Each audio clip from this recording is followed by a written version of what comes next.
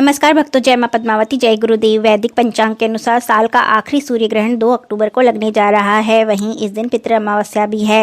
वहीं अगले दिन नवरात्रि है। साथ ही ग्रहण के समय आसमान में एक छल्ला सा दिखाई देगा। सूर्य ग्रहण के मोक्ष काल के बाद ही श्राद्ध, तर्पण या पिंडदान करना चाहिए। 2 अक्टूबर को सूर्य ग्रहण रात के 9:14 से शुरू होगा, जो देर रात 3:17 पर खत्म होगा। इसकी कुल अवधि लगभग 6 घंटे 3 मिनट की होगी। यह सूर्य ग्रहण आश्विन मास की अमावस्या तिथि को लग रहा है। हालांकि यह सूर्य ग्रहण भारत में नजर नहीं आएगा, इसलिए सूतक भी मान्य नहीं होंगे। वहीं यह ग्रहण दक्षिण अमेरिका के उत्तरी भागों के अलावा Arctic, Argentina, Brazil, Peru, Fiji, Chile, Peru, Honolulu, Buenos Aires और अंटार्कटिका तथा दक्षिण अमेरिका और प्रशांत महासागर के कुछ इलाकों से नजर आएगा। पंचांग के अनुसार सूर्य ग्रहण वृषभ, मिथुन, कर्क, सिंह, कन्या, वृश्चिक और मीन राशि के जातकों को शुभ साबित हो सकता है। इस अवधि में आपको काम कारोबार में खास सफलता मिल सकती है। वहीं इस दौरान नौकरी पेशा लोगों को कार्यस्थल पर नई जिम्मेदारी मिलने के योग हैं।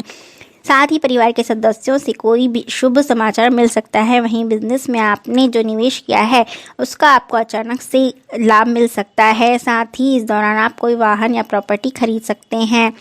सूर्य ग्रहण मेष, तुला और मकर राशि के जातकों को नुकसानदायक सिद्ध हो सकता है। इस अवधि में किसी भी व्यक्ति के साथ मनमुटाव हो सकता है। धन की हानि के योग बन रहे हैं। वहीं इस समय किसी बात को लेकर यदि मानसिक अशांति है तो उसे हल्के में लें। साथ ही इस समय आपको वाहन सावधानी से चलाना चाहिए, क्योंकि दुर्घटना के योग बन रहे हैं। पंचांग के अनुसार अश्विन मास की अमावस्या पितृ अमावस्या, अश्विन अमावस्या बड़ मावस, दर्श अमावस कहलाती है। यह पितृ अमावस्या मोक्षदायिनी अमावस्या मानी जाती है। पितृपक्ष में सर्व पितृ अमावस्या को सबसे अधिक महत्वपूर्ण तिथि माना जाता है। इस दिन श्राद्ध पक्ष का समापन होता है। पितृलोक अपने लोक को लौट जाते हैं। पितृ विसर्जन अमावस्या के दिन ब्राह्मण भोजन और दान आदि से पितृजन तृप्त होते हैं। जाते समय अपने पुत्र, पौत्र और परिवार को आशीर्वाद देकर जाते हैं। इस अमावस्या पर दुर्लभ ब्रह्म योग और सर्वार्थ सिद्धि योग बन रहे हैं। इन योगों में पितरों की पूजन करने से व्यक्ति विशेष पूर्वजों की कृपा के पात्र बनते हैं। उत्तरा फाल्गुनी और हस्त नक्षत्र का भी शुभ संयोग बन रहा है। भविष्य ब्रह्म योग, जो कि 3 अक्टूबर को देर रात 3 बजे तक रहेगा, ब्रह्म योग को शुभ माना जाता है। इस योग में पूजा उपासना करने से दो गुना फल प्राप्त होता है। इस समय पितरों का तर्पण करने से पूर्वजों की आत्मा को अवश्य ही शांति प्राप्त होती है। इसके साथ ही सर्वार्थ सिद्धि योग में भगवान शिव की पूजा करने से साधक को अक्षय फल की प्राप्ति होती है। इस दिन उत्तरा फाल्गुनी और हस्त नक्षत्र का शुभ संयोग भी बन रहा है। पितृपक्ष में श्राद्ध का बड़ा महत्व है और मान्यता है कि इस पखवाड़े में पितृ संबंधी कामों से पितरों को शांति मिलती है। ज्योतिष शास्त्र के अनुसार सूर्य ग्रहण का प्रभाव सभी जन्मांक पर पड़ता है। इस दौरान कुछ जन्मांक को ग्रहण के दुष्प्रभाव से जीवन में कई तरह की समस्याओं का सामना करना पड़ता है, लेकिन कुछ राशियों के लिए यह समय लाभकारी माना गया है। ऐसी मान्यता है कि साल के अंतिम सूर्य ग्रहण पर यह कुछ जन्मांक के लिए बहुत ही बेहद खास होने वाला है।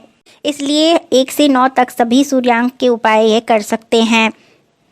अपना सूर्यांक जानने के लिए जन्म तारीख और माह का योग निकालें। जन्म तारीख और माह के जोड़ का सिंगल डिजिट नंबर ही सूर्यांक होता है। इस तरह से आप अपना सूर्यांक निकाल सकते हैं। सूर्यांक अगर आपका 1 है तो गेहूं, मूंगफली, राजमा का दान करें। यदि 2 है तो दही, चूड़ा, पोहा, चीनी का दान करें। सूर्यांक यदि आपका 3 है तो पके केले, बेसन, चने की दाल, पीले रंग के वस्त्र का दान करें। यदि 4 है तो भूरे कपड़े, नारियल का दान करें। सूर्यांक यदि 5 है तो हरे रंग के कपड़े और ज़रूरतमंद महिलाओं को साड़ी का दान करें। 6 है तो चावल, आटा, मैदा, दूध, दही का दान करें। 7 है तो तिल, नींबू, पका केला बहते पानी में बहाएं। 8 है तो छतरी, चमड़े के जूते, चप्पल, बैग आदि चीज़ों का दान करें। यदि 9 है आपका सूर्यांक तो गुड़, गेहूँ, मूंगफली और लाल मिर्च का दान करें। सर्वपितृ अमावस्या पर ग्रहण योग होने के कारण आप इस दिन घर पर आए किसी भी व्यक्ति या जानवर को खाली हाथ ना लौटाएं।